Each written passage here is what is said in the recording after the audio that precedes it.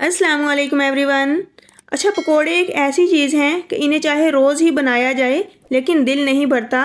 बस शर्त ये है कि पकोड़ा हमारा क्रिस्पी होना चाहिए। तो पकोड़ों को किस तरह क्रिस्पी बनाया जाता है इस वीडियो में मैं तमाम राज आपके साथ शेयर करूँगी। तो चलें हम देखते हैं कि हम किस तरह क्रिस्पी पकोड़े बनाकर रेडी करेंगे।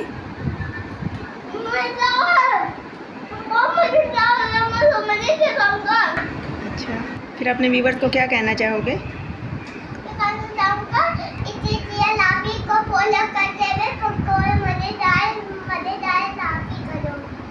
Thank you. बिस्मिल्लाहिर्रहमानिर्रहीम। तो सबसे पहले मैंने यहाँ पर आलू ले लिए हैं। 1 kg मेरे पास आलू हैं। तो आलूओं की मैंने इस तरह कटिंग की है कि इनको मैंने फिंगर शेप में कट कर लिया है। और आलू आपके बहुत ज़्यादा ना तो बारीक होने चाहिए, ना ही इतने मोटे हों कि फिर वो गले भी नहीं और इस तरह हमारे पकोड़े क्रिस्पी भी नहीं बनेंगे। लेकिन आप इस शेप में ज़रूर कटिंग कीजिए। इस तरह जब हम कटिंग करके पकोड़े बनाएंगे तो पकोड़ा बहुत ज़्यादा शानदार बनकर रेडी होता है। तो अब आलूओं के साथ हम बाकी की वेजिटेबल्स भी ऐड करते हैं। सबसे पहले हम यहाँ पर ऐड करेंगे इसमें पालक। इससे बहुत ही मज़ेदार सा फ्लेवर आएगा पकोड़े में। तो इसके साथ ही मेरे पास एक बड़े साइज़ का प्याज है जिसे मैंने इस तरह स्लाइसिस में कट कर लिया है, लेकिन थोड़ा बारीक कट किया है। आपने भी इसी तरह कटिंग करके प्याज इसमें ऐड करने हैं। साथ ही मेरे पास 7 से 8 अदद हरी मिर्चें हैं, इन्हें भी मैंने बारीक कट करके इसमें डाल दिया है। आप चाहें तो हरी मिर्ची पीस कर भी डाल सकते हैं। अब वेजिटेबल्स के बाद बारी है स्पाइसेस की। तो स्पाइसेस में मैं डालूंगी 1 टेबलस्पून नमक, जो कि 1 किलो आलू के हिसाब से परफेक्ट है नमक की मिकदार। 1 टेबलस्पून मेरे पास है पिसी हुई लाल मिर्च। 1 टेबलस्पून ही मैं इसमें कुटी हुई लाल मिर्च का ऐड करूंगी। कुटी हुई लाल मिर्च पकोड़े में थोड़ी ज़्यादा जाती है। 1 टेबलस्पून भरकर मैं साबुत ज़ीरा ऐड करूंगी और 1 टीस्पून मैं इसमें डालूंगी हल्दी पाउडर। तो इन स्पाइसेस के साथ साथ मेरे पास है धनिया, जो कि 1 टेबलस्पून के बराबर है और ये साबुत खुश्क धनिया है। आपने भी इसी तरह साबुत खुश्क धनिया लेना है और इसे हाथों की मदद से मसल कर इसमें डालना है। तो जब आप इसको हाथों की मदद से इस तरह मसल कर डालेंगे, आपके पकोड़े को बहुत ही आउटस्टैंडिंग सा फ्लेवर मिलेगा इंशाल्लाह। तो अगर आप चाहें तो इसे क्रश करके भी डाल सकते हैं, लेकिन मैं इसको इसी तरह डालूंगी। तो इसके साथ ही मेरे पास है मेथी, कसूरी मेथी मैं इसमें ऐड करूंगी 1 टीस्पून के बराबर। बहुत ज़्यादा आपने ऐड नहीं करनी क्योंकि इसकी खुशबू बहुत ज़्यादा तेज़ होती है। अगर आप नहीं डालना चाहते तो इसको स्किप भी कर सकते हैं। तो इसके साथ है मेरे पास छना हुआ बेसन। बेसन को आपने लाजमी छान कर यूज़ करना है।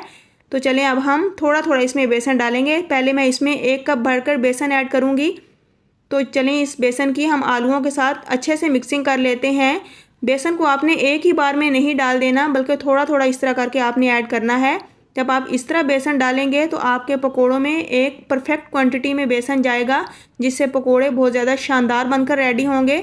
लेकिन अगर आप एक साथ ही सारा बेसन इसमें ऐड कर देंगे तो आपको अंदाज़ा नहीं रहेगा कि आपके पकोड़ों में कितनी बेसन की मिकदार जानी है। क्योंकि अगर हम ज़्यादा बेसन ऐड कर देंगे तो फिर पकोड़े बिल्कुल भी अच्छे नहीं बनते, अंदर से वो कच्चे रह जाते हैं और ऊपर से जल जाते हैं, जिससे पकोड़ा शानदार नहीं बनता, क्रिस्पी नहीं बनता और पकोड़े का वो टेस्ट हमें नहीं मिल पाता जो कि हमें चाहिए होता है। तो ये देखें, मैं इस तरह थोड़ी थोड़ी इसमें बेसन ऐड करती जाऊंगी और इस तरह अच्छे से मिक्स कर लूँगी। अब हम इसमें थोड़ा सा पानी ऐड करते हैं। पानी आपने बहुत ज़्यादा एक ही बार नहीं ऐड कर देना। इसी तरह जिस तरह आपने बेसन थोड़ा थोड़ा डाला है तो आपने पानी भी इसी तरह थोड़ी सी मिकदार में इसमें डालना है। क्योंकि जब हमारे स्पाइसेस आलू वाले मसाले में जाएंगे तो फिर आलू और दूसरी वेजिटेबल्स पानी छोड़ देती हैं, जिसकी वजह से हमारा बैटर पतला हो सकता है। तो इसलिए हमने इसमें पानी भी थोड़ा ही ऐड करना है। तो अब बिल्कुल 1 चुटकी के बराबर मैं इसमें ऑरेंज फूड कलर ऐड करूँगी और ये टोटल ऑप्शनल है। अगर आप नहीं डालना चाहते तो इसको स्किप भी कर सकते हैं। इससे सिर्फ हमारे पकोड़े को एक खूबसूरत सा कलर मिलेगा। टेस्ट से इसका कोई भी लेना देना नहीं, इसको हम सिर्फ कलर को खूबसूरत बनाने के लिए इसमें यूज़ करेंगे। तो चलें, हमारा बैटर रेडी हो चुका है। अब हम पकोड़े बनाना स्टार्ट करते हैं। तो यहाँ कढ़ाई में मैंने ऑयल चढ़ा दिया था तकरीबन 4 से 5 मिनट पहले। हाई फ्लेम पर मैंने ऑयल को अच्छे से गर्म कर लिया है। इसके बाद मैंने इसका फ्लेम मीडियम कर दिया है। तो अब बारी बारी हम इसमें पकोड़े डालते जाएंगे। पकोड़े को आपने थोड़ा सा चपटा करके इसमें डालना है ताकि ये अंदर तक अच्छे से कुक हो सके। अगर आप एक ही जगह पे बेसन को रख देंगे तो वो अंदर से कच्चा रह जाता है और ऊपर से उसको कलर आ जाता है, जिसकी वजह से हमारे पकोड़े क्रिस्पी नहीं बनते। तो यहाँ तकरीबन 2 से 3 मिनट के बाद अब हम पकोड़ों की साइड चेंज कर लेते हैं। एक तरफ से जब ये अच्छी तरह कुक हो जाए तो हम इसकी साइड पलटेंगे और अब दूसरी तरफ से भी हम इसको इसी तरह 2 से 3 मिनट तक पकाएंगे। तो फिर इसके बाद हम मीडियम फ्लेम पर ही हम इसको उलट पलट करते तकरीबन 7 से 8 मिनट तक इसी तरह कुक करेंगे तो अल्हम्दुलिल्लाह आप देख सकते हैं लगभग 7 मिनट हो चुके हैं और हमारे पकोड़े बहुत अच्छे तरीके से फ्राई हो चुके हैं और हमारे पकोड़ों का खूबसूरत सा गोल्डन कलर आ चुका है। अब बिल्कुल लास्ट में हम पकोड़ों के नीचे फ्लेम 1 मिनट के लिए हाई कर देंगे। इस तरह करने से क्या होगा कि पकोड़ों का तमाम एक्स्ट्रा ऑयल निकल जाएगा। तो चलें, अब ये बैच रेडी हो चुका है। अब हम इन्हें निकाल लेंगे और बाकी के पकोड़े भी हम इसी तरह रेडी कर लेंगे। तो उम्मीद है कि आपको मेरी ये गाइडलाइन बहुत अच्छे तरीके से समझ आ गई होगी और आप भी इसी तरह इस रेसिपी को फॉलो करते हुए शानदार और क्रिस्पी पकोड़े तैयार करेंगे इंशाअल्लाह। तो चलें, अब हम इन पकोड़ों के साथ साथ एक बहुत ही मज़ेदार सी चटनी आपके साथ शेयर करेंगे। तो चटनी हम मशीन में भी बना सकते हैं, लेकिन अगर आप इस तरह पूंडी डंडे की मदद से चटनी बनाएंगे तो इंशाल्लाह खाने में भी बहुत ज़्यादा मज़ा करती है ये चटनी। तो सबसे पहले हम पूंडी डंडे को अच्छे से वॉश कर लेंगे। तो चलें, अब हम अपनी मैजिकल चटनी बनाना स्टार्ट करते हैं। तो सबसे पहले मैंने यहाँ पर 3 अदद हरी मिर्चें ली हैं। हरी मिर्चें मेरे पास तीखी वाली हैं, इसलिए मैंने इनको थोड़ी सी मिकदार में लिया है। तो अब सबसे पहले हमने हरी मिर्ची को पीस लेना है। जब ये अच्छे से पीसी जाए तो फिर अब इसमें हम डाल देंगे 1 जवा लहसुन का।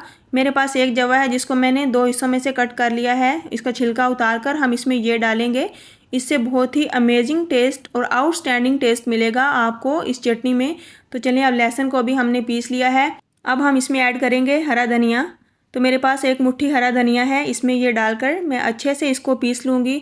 अभी मैंने इसमें नमक वगैरह कुछ भी ऐड नहीं किया, जस्ट इसको हमने मिर्ची और लहसुन के साथ पीस लेना है। जब हमारा धनिया अच्छे से पीस जाए तो अब हमने इसमें हस्बे ज़रूरत नमक डाल लेना है। तो चलें, नमक डालने के बाद एक बार हम इसे फिर से मिक्स कर लेंगे। तो ये हमारी मज़ेदार सी चटनी बनकर रेडी हो चुकी है। अब हम इसमें डालेंगे दही। चटनी को हमेशा खट्टे दही से बनाया जाता है, जिससे चटनी बहुत ज़्यादा मज़ेदार बनती है। तो चलिए, अब दही डालने के बाद एक बार इस चटनी के साथ हम अच्छे तरीके से इसको मिक्स कर लेंगे।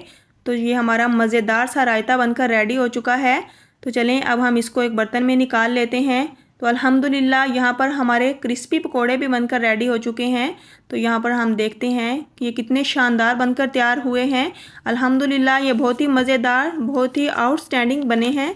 आप भी इसी तरह रेसिपी को फॉलो करते हुए इसे बनाकर ज़रूर ट्राई कीजिएगा, इंशाल्लाह आपको मज़ा आ जाएगा। अच्छा, बिल्कुल लास्ट में एक बात लाजमी सुनते जाइए कि खूबसूरती चेहरों में नहीं बल्कि उन रिश्तों में है जहां ऐब गिने नहीं छुपाए जाते हैं। तो चेहरों के साथ मोहब्बत मत कीजिए बल्कि अपने रिश्तों का मान रखिए, रिश्तों के साथ मोहब्बत कीजिए।